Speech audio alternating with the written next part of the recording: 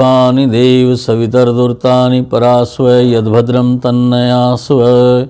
सम्मानित देवी और सज्जनों, ये मेरे प्रवचनकर्ता का परिचय आचार्य धन कुमार शास्त्री, जन्मभूमि निरपुड़ा और वर्तमान पता शिव कॉलोनी, गली नंबर 1, गुराना रोड, बड़ौत है। Phone number 9758861334। और ये जो चैनल है जिसके माध्यम से आप ये सुन रहे हैं उसका नाम है दिव्य ज्योति न्यूज़ चैनल। उसके माध्यम से आप इन्हें सुन रहे हैं तो आप सबका नैतिक कर्तव्य बनता है कि आप जो हैं इस प्रवचन के चैनल को ज़्यादा से ज़्यादा सब्सक्राइब करें, इसको शेयर करें और इसको लाइक करें। जितना आप इसे आगे बढ़ाएंगे उतना आपके बच्चों का नैतिक स्तर ऊंचा बढ़ेगा। और यही चैनल एक ऐसा चैनल है जहां से आपको नैतिकता के उपदेश मिल सकते हैं, अन्यथा सब जगह से बच्चों को बिगाड़ने की बातें तो प्रसारित हो रही हैं, लेकिन इस चैनल के माध्यम से आपके बच्चों को नैतिकता के पाठ सिखाए जा रहे हैं। मैं आपको सुना रहा हूं कि अगर हमारी संगति बढ़िया आ जाए तो हम कितने समाज को आनंद प्राप्त करा सकते हैं, और हमारी संगति अगर खराब हो जाए तो हम कितना बिगाड़ कर सकते हैं। एक कुम्हार चिलम बनाया करता था, चिलम बना करके बेचता था। मिट्टी तैयार कर रहे थे, मिट्टी तैयार करते करते करते करते एक साधु उधर से आए और उन्होंने उससे पूछा, भाई क्या बना रहे हो? उसने कहा, महाराज मैं चिलम बनाता हूँ। अच्छा, कितनी आमदनी हो जाती है? कि महाराज मेरे परिवार का गुजारा हो जाता है, बस इतना होता है, भविष्य के लिए कुछ जुड़ जाता है। उसने कहा, नहीं महाराज, तो देखो अगर तुम अपनी आमदनी बढ़ाना चाहते हो तो जितनी मिट्टी से आप एक चिलम बनाते हैं उसके स्थान पर आप सुराही बनानी शुरू करें, तुम्हारी आमदनी बढ़ेगी और तुम्हारे भविष्य के लिए भी कुछ जमा हो जाएगा। कुम्हार की बात समझ में आ गई और उसने चिलम के स्थान पर सुराही बनानी शुरू कर दी। बिक्री अच्छी हुई, पैसे अच्छे आए, लेकिन एक दिन मिट्टी जो है इसका धन्यवाद करने लगी कुम्हार का। उसने कहा, भाई तुमने मेरे ऊपर बहुत बड़ा उपकार किया है, बहुत बड़ा उपकार किया है। उसने कहा, क्या? कि तुमने मुझे पहले जब चिलम का रूप देते थे तो लोग मेरे पर आग रखते थे, मैं जलती थी, और जब लोग उसे पीते थे तो उन्हें भी जलाती थी मैं, तो दोनों का नुकसान होता था। उधर से तो उनका नुकसान, उनके फेफड़ों पर मैं धुआं जमा देती थी, उनको रोग होते थे, अक्षय जो रोग जैसे टीबी जैसे रोग पैदा हो जाते थे, और मैं खुद भी जलती थी। मिट्टी की जो खासियत थी, आग रखने से वो चिलम इतनी गर्म हो जाती थी, मैं जलने लगती थी और कोसती थी अपने आप को कि मैं कैसे हाथों में चली गई, कि मुझे जलना पड़ता है। सारी ज़िंदगी मेरी जल जल करके बीतती थी। लेकिन आज आपने मेरे ऊपर बहुत बड़ा उपकार किया है कि आपने मुझे सुराही का रूप दिया है। जब इसमें पानी रखा जाता है तो मेरा एक एक कण जो है शीतल हो जाता है, और मैं पानी को भी ठंडा करती हूँ। जो उसे पीता है उसके पेट के अंदर भी जा कर के बहुत बड़ी शांति मिलती है, पेट को ठंडक मिलती है, और मोटी सी भाषा में उसका कलेजा भी ठंडा हो जाता है।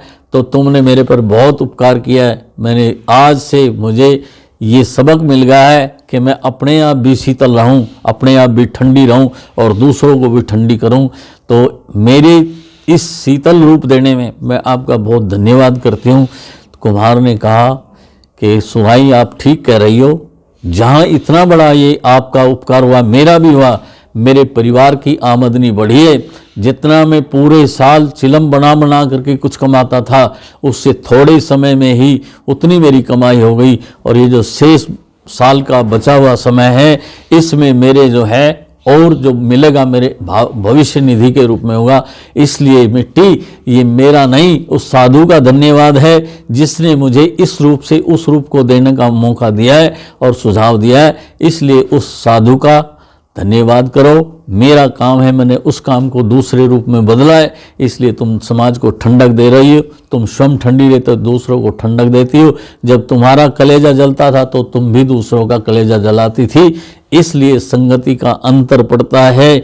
अगर हम किसी शीतल भावनाओं के व्यक्ति के पास में बैठते हैं, सुंदर प्रवचन करने वाले के पास में बैठते हैं, सुंदर व्यवहार करने वाले के पास में बैठते हैं, तो हमारा व्यवहार भी, आचार भी, विचार भी सुंदर बनते हैं। और अगर हम किसी गलत स्वभाव के आदमी के पास में बैठते हैं, हमारा स्वभाव भी कठोर बनता है, दुराचारी बनता है, पापाचारी बनता है। इसलिए हम सुराही की तरह से बनकर के समाज में जिए, अपने आप ठंडक प्राप्त करें, दूसरों को दे। आपने उदाहरण सुना है। इसी तरह से अगर हम अपनी संगति को और अच्छा बनाना चाहते हैं तो हमारे ऋषियों ने बात कही है, जहाँ सुमति तहाँ संपत्ति नाना, और जहाँ कुमति तहाँ विपत निदाना। अगर हमारी सुमति होगी, बुद्धि हमारी ठीक होगी, तो हम जो हैं समाज को बहुत अच्छा बना सकते हैं, शुभ भी बन सकते हैं। और जिसके पास में बुद्धि नहीं है, वो अपने आप को तो नष्ट करता है, दूसरों को भी नष्ट करने की सोचता है। बुद्धि बहुत बड़ा हमारे पास में साधन है।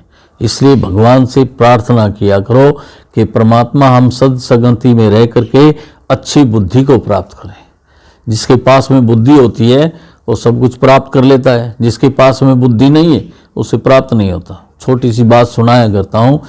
एक आदमी के पास में शंकर और पार्वती दोनों रुके।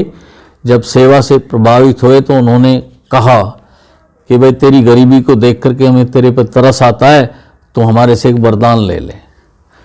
तो उसने कहा महाराज एक वरदान मिलेगा? कहाँ? वरदान कैसा होता वो जानता नहीं था। उसने कहा जो मांगेगा सो मिलेगा।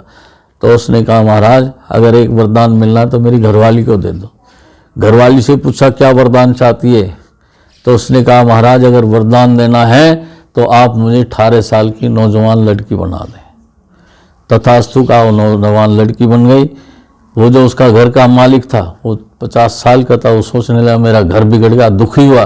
पार्वती ने फिर कहा महाराज देखो ये दुखी हो गया, एक वरदान इसे दे दो। और उन्होंने भी उससे वरदान दिया। तो उसने कहा अगर इतने ही बड़ा वरदान देने वाला इसकी गधी बना दो। तो वो गधी बन गई।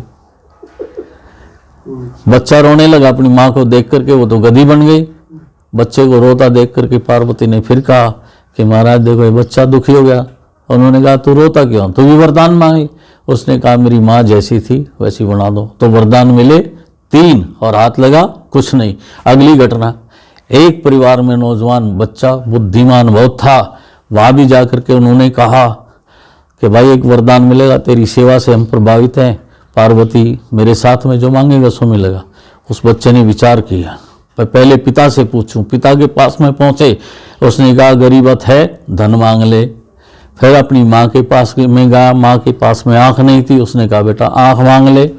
फिर पत्नी के पास में गया। उसने कहा कि माँ ने क्या मांगा? आँख। बाप ने धन। उसने कहा माँ थोड़े दिन में चली जाएगी, आँख का कोई लाभ नहीं है। धन जो है हम दोनों मेहनत करके कमा सकते हैं।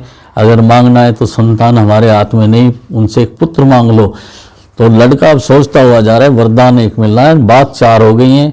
माँ के लिए आँख, पिता के लिए धन और पत्नी के लिए बेटा, और मेरे लिए कुछ खाने पीने की बढ़िया साधन होने चाहिए। तो उसने कहा महाराज ठीक है मैं वरदान लेने के लिए वरदान दो। उन्होंने कहा बताओ। कहने लगे वरदान एक ही है ना जी? उन्होंने कहा हाँ एक ही वरदान है।